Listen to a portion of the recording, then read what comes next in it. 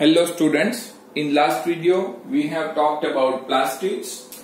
In this video we are going to start with ribosomes. What are ribosomes? Ribosomes are membraneless organelles. Ribosomes are membraneless organelles. Okay? Ribosome are membraneless organelle or it is a membraneless organelle. And apart from ribosomes, centrioles and nucleolus are also membraneless. Okay, they are also not covered by any membrane. So ribosomes are membraneless organelle. They are not covered by membrane. And along with ribosomes, centrioles and nucleolus are also membraneless organelle. Okay, centrioles and nucleolus are also membraneless organelles. So they are also not covered by any membrane. Ribosomes are not covered by any membrane, so they are membraneless organelles. They are found in both eukaryotic cell. They are found in both eukaryotic cell and prokaryotic cell. Prokaryotic cell. They are found in both eukaryotic cell as well as prokaryotic cell. Ribosomes are found in eukaryotic cell as well as in prokaryotic cell. Okay, and ribosomes were discovered by Pallade. They were discovered by whom? They were discovered by Pallade. Pallade was the scientist who discovered the ribosome. Okay, so Pallade discovered the ribosome. Ribosomes were discovered by Pallade. Okay, and ribosomes are made up of two subunits. Ribosomes are made up of two subunits. One is large subunit, and one is small subunit. Ribosomes are made up of two subunits. One subunit is large and one subunit is small. If we try to draw the figure of ribosome, it will look like this. This is the larger part of the ribosome, which is known as larger subunit, and this is the smaller part of the ribosome, which is known as smaller subunit. Okay, so this is large subunit and this is small subunit. So two subunits are there in a ribosome. A ribosome has two subunits. One is large subunit and one is small subunit. Okay, and ribosomes are of two types. One ribosome is of 80S variety and one ribosome is of 70S variety. Okay, there are two types of ribosome. One is 80S type and second is 70S type. Here S represents sedimentation coefficient. Sedimentation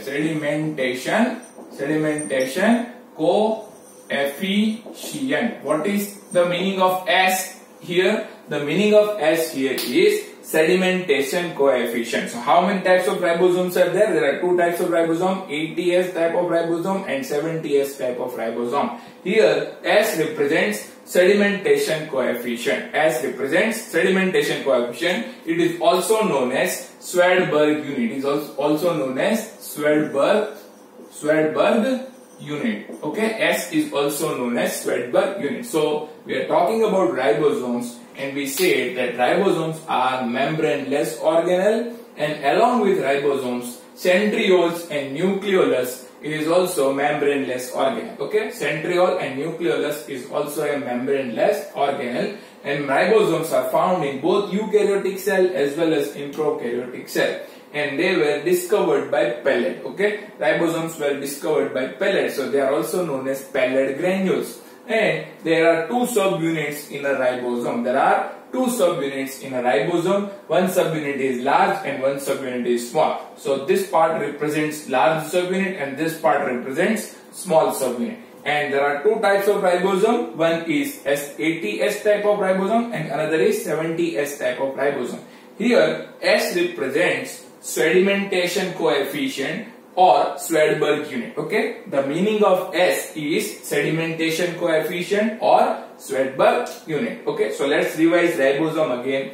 The ribosomes are membraneless organelle. They are found in prokaryotic cell as well as eukaryotic cell. They were discovered by Pallade, so they are also known as Pallade granules. They have two subunits. One is large subunit and one is small subunit. And there are two types of ribosome. One is 80S type and second is 70S type of ribosome. Here S represents sedimentation coefficient or Swedberg unit. And along with ribosomes, centrioles and nucleolus are also membraneless organ. Okay, so let's talk about ribosome again in detail.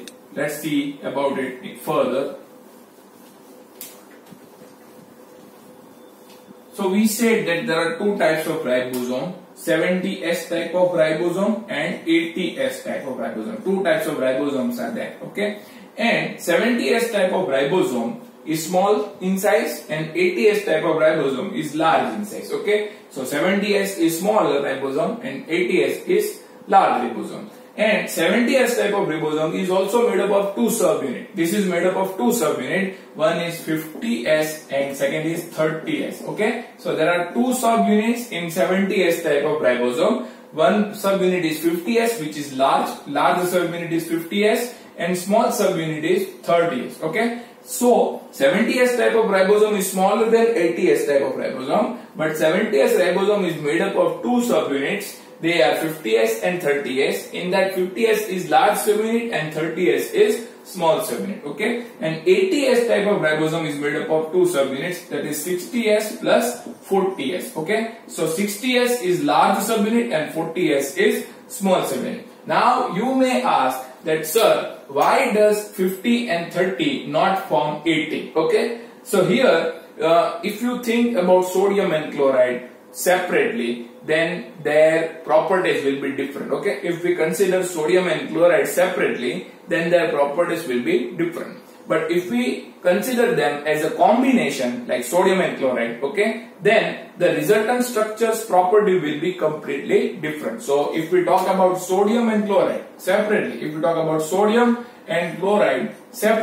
then properties of sodium and chloride will be different. Okay, then if we talk about sodium chloride together, then this structure will have completely different property. Okay, so same thing happens here also. If we talk about the density of 50S and density of 30S, so that will be different. Okay, density of 50S and density of 30S is different, but when we combine them, the resultant density will be 70S. Not the total of two. Okay, so the resultant density will not be the total of two density, but it will be around around 70S, or it will be somewhere in the middle. Okay, so if we consider the density of large subunit, that is 50S, and density of the small subunit, that will be 30S, but if we combine them, then the total density will be 70S. Okay, we can take the example of sodium chloride. When the sodium and chloride are separate, then their property will be different, but if we combine them, then their property will be different. Okay, the same thing happens here also. The density of the large subunit is 50S and density of the small subunit is 30S, but if we combine them, the resultant density will be 70S. Okay, in the same manner, the large subunit is like 60S and small subunit is 40S. So together they will not form 100S, but they will form 80S. Okay, so large subunit has 60S density and small subunit has 40S density, and the resultant density of them will be 80S. Okay, so 70S ribosome is made up of 50S and 30S two subunit, and 80S ribosome is made up of 60S plus 40S subunit. And this ribosome is found in, we are talking about the ribosomes and its type. So 70S type of ribosome is found in prokaryotic cell. It is found in prokaryotic cell. It is found in mitochondria, and it is also found in chloroplast.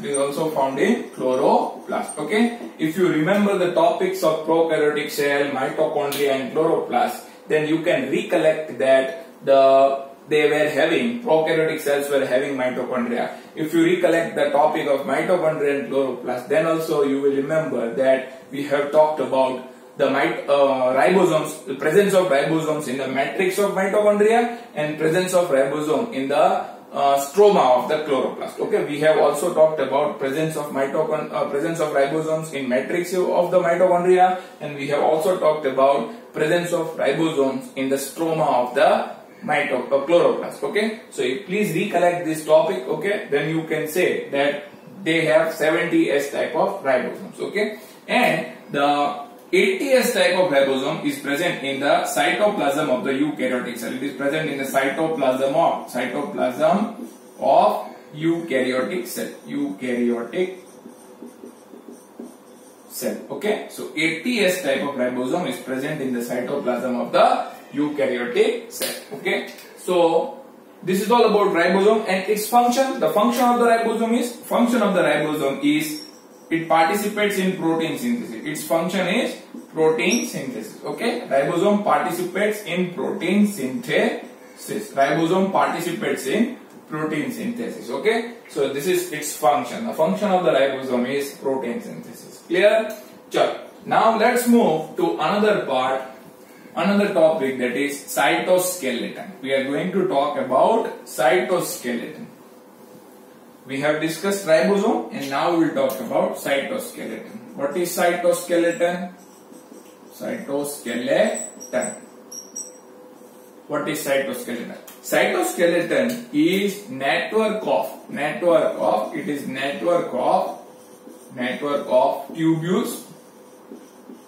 tubules and filaments. What is cytoskeleton? Cytoskeleton is network of tubules and filaments. Okay, and this cytoskeleton is useful. It is useful in providing support to organelles. It provides support to different organelles as well as cytoplasm. Okay, it provides support to different organelles and cytoplasm. What is cytoplasm? Cytoplasm is cytoskeleton. What is cytoskeleton? Cytoskeleton is network of tubules and filaments, and this network is useful in providing support to organelles and cytoplasm. So it provides support to organelles and cytoplasm, as well as it is also useful in maintaining shape and structure of cell. It maintains shape and structure of the cell. Okay, so cytoskeleton is also useful in maintaining shape and structure of the cell, and it is also useful in motility. Okay, so we are talking regarding cytoskeleton. What is cytoskeleton? Cytoskeleton is network of tubules and filaments, and it is useful in providing support to organelles and cytoplasm, and it maintains shape and structure of the cell, and it is also useful in motility of the cell. Okay, so now let's talk about the part of the cytoskeleton. What is included in cytoskeleton? What are the parts of the cytoskeleton? We will discuss that. So cytoskeleton has following parts. It has microtubules. Microtubules are there. Microtubules are present in cytoskeleton. It has microfilaments. Cytoskeleton will have microfilaments, and it also has intermediate filaments. Okay, so we are talking about parts of the cytoskeleton. We are talking about the part of the cytoskeleton. Cytoskeleton has three parts. It has microtubules, it has microfilament, and it has intermediate filament. These parts are not given in textbook. Okay, so cytoskeleton has three parts. It has microtubules, it has microfilament, and it has intermediate filament. Okay, microtubules are made up of tubulin protein. They are made up of tubulin protein. Okay, microtubules are made up of tubulin protein. Microfilaments are made up of actin protein. They are made up of actin protein. Okay, and nowhere we can find the mention of intermediate filament. Okay, we don't find the mention of intermediate filament. That what is there in intermediate filament? What is the constituent of the intermediate filament? That we don't know. Okay, it is not given in any book. So microtubules are made up of tubulin protein. Microfilaments are made up of actin protein. And we don't know regarding intermediate filament के उसके अंदर क्या है, that we don't know because it is not given in any book. Okay. So these are the constituents of the cytoskeleton. These are the constituents of the cytoskeleton. Okay. So we said that cytoskeleton is network of tubules and filaments which provides support to other organelles as well as to the cytoplasm. And it maintains shape and structure of the cell, and it is also useful in motility of the cell. It has three parts. It has microtubules, it has microfilaments, and it has intermediate filaments. Microtubules are made up of tubulin protein, microfilaments are made up of actin protein, and intermediate filament we don't find any mention regarding intermediate filament. What is the constituent of the intermediate filament, that we don't know. Okay. So this is all about cytoskeleton. A small paragraph is given in the textbook. Okay. Let's talk about cilia and flagella. Let's talk about cilia and flagella. Today we will just discuss about the difference of cilia and flagella. Okay. We will not talk about cilia and flagella in detail. We will just cover the difference between them. Okay. So we are discussing difference between cilia and we are discussing difference between flagella. Cilia and flagella. What is cilia and what is flagella? Okay. Cilia are small in size. Cilia are small in size. Flagella is large in size. Large in size. We are talking regarding cilia and flagella. Cilia are generally small in size. Flagella are generally large in size. Okay. Then all cilia work together. They work together. Okay. Or we can say they move together. Or all cilia move together. Okay. Whereas flagella beats independently.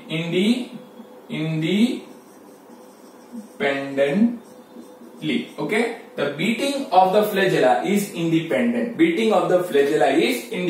Whereas movement of the cilia is together. All cilia work together or all cilia move together. Whereas flagella beats independently. Flagella works independently. Okay. Then cilia are found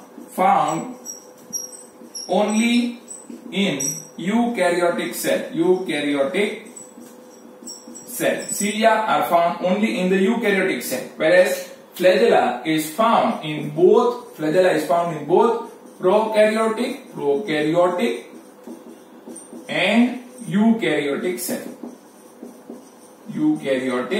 Okay. Cilia are found only in eukaryotic cell, whereas flagella are found in both prokaryotic as well as eukaryotic cell. Okay. Then cilia are useful in locomotion. They are useful in food gathering. They are useful in sensing the environment.